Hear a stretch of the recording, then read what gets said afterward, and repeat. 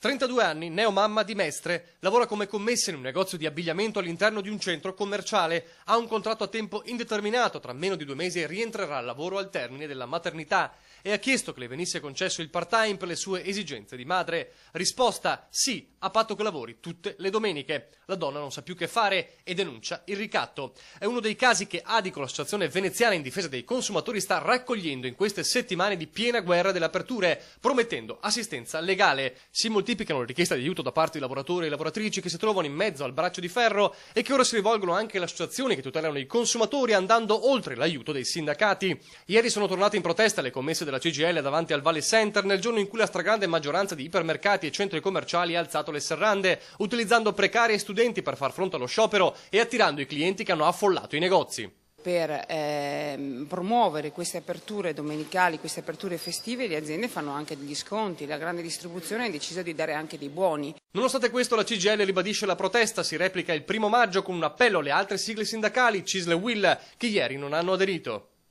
Che si uniscano a noi e a tutti i lavoratori e le lavoratrici del settore che sentono questa tematica. Nel frattempo Adico avverte i lavoratori: le liberalizzazioni non modificano automaticamente i contratti collettivi né annullano i diritti, e continua a raccogliere segnalazioni di presunti abusi e ricatti per realizzare un dossier che in futuro potrebbe essere portato all'attenzione delle istituzioni, un'azione parallela a quella dei sindacati. Noi ovviamente risponderemo prontamente a qualsiasi iniziativa le aziende intendono prendere contro queste lavoratrici che hanno scioperato ieri.